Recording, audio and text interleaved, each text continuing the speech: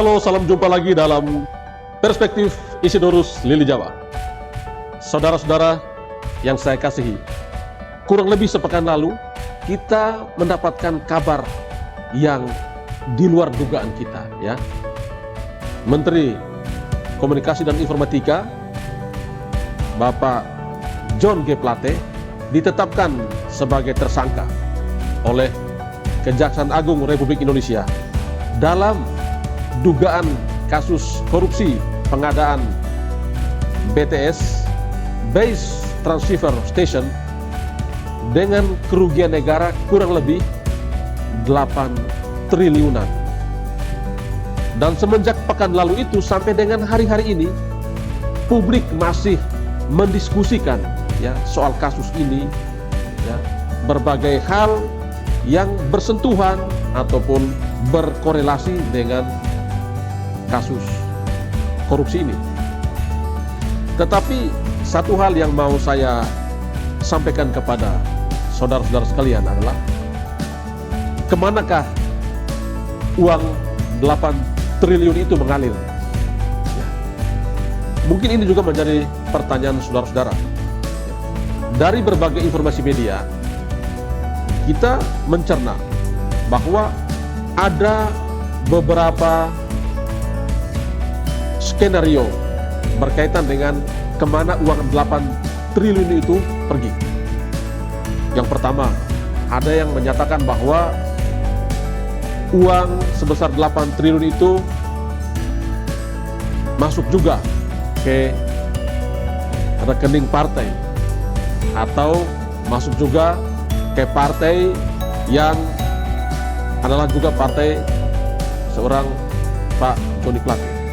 Tetapi ya, kita juga mendapatkan informasi pembanding, bahkan secara belak-belakan Pak Surya Paloh sebagai Ketua Umum Nasdem meminta kepada Kejaksaan Agung untuk silakan memeriksa aliran dana itu kalau memang ada uang yang mengalir ke Partai Nasdem. Dan beliau secara tegas meminta untuk segera dibuat terang benderang.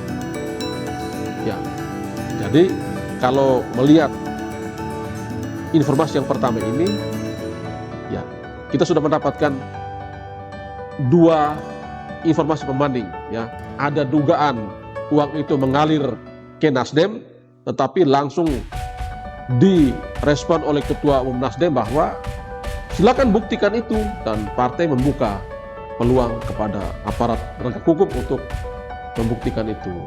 Ya, jadi itu yang pertama. Lalu yang kedua, ada juga informasi yang beredar bahwa duit ya sejumlah itu mengalir juga bukan hanya ke salah satu partai, tapi ke beberapa partai. Karena itu aparat penegak hukum diminta untuk bisa follow the money. Ikutilah kemana aliran uang itu. Apakah betul nyasar ke beberapa partai. Dan informasi ini pun belum divalidasi oleh pihak Kejaksaan Agung.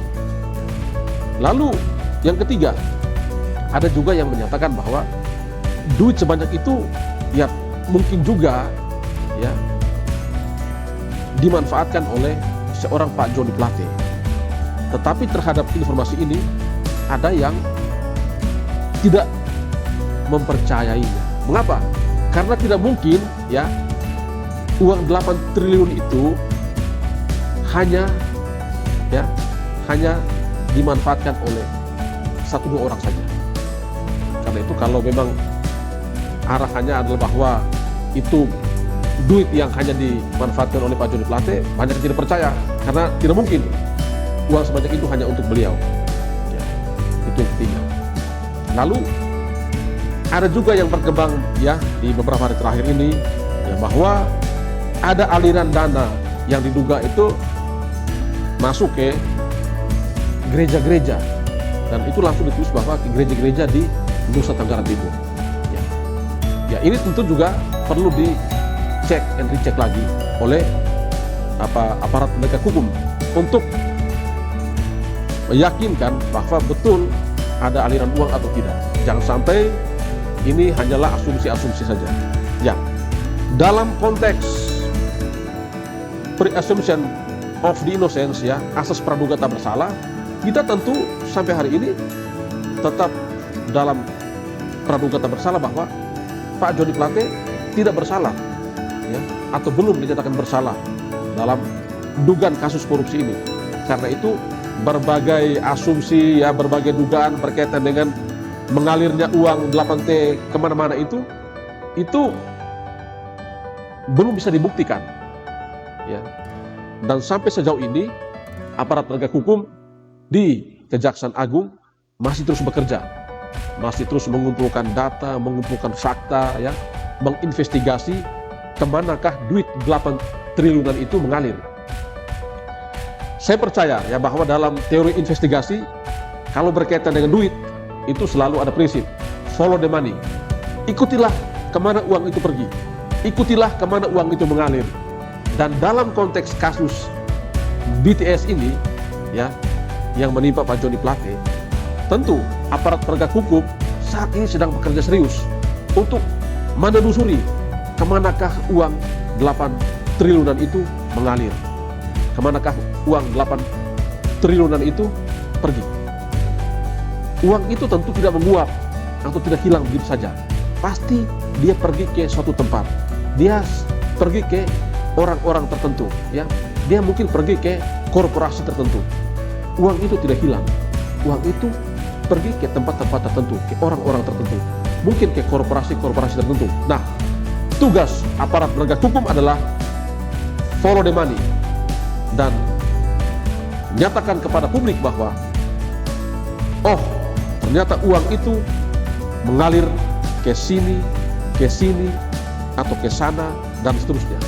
Sehingga segala macam asumsi, segala macam praduga yang selama ini berkembang bahkan cukup masif dan cenderung liar itu akhirnya bisa cooling down. Dan kita percaya bahwa hukum adalah panglima yang tertinggi dan semua orang sama di hadapan hukum.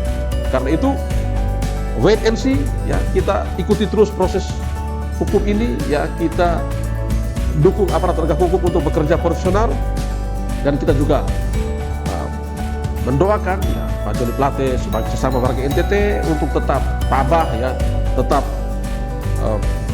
kuat menghadapi kasus yang menimpanya, dan semoga semuanya menjadi terang benderang, dan kita semua tahu pada saatnya bahwa hukum adalah panglima untuk kita semua. Oke, terima kasih sudah menyaksikan perspektif ini. Sehat. Terima kasih dan Tuhan memberkati.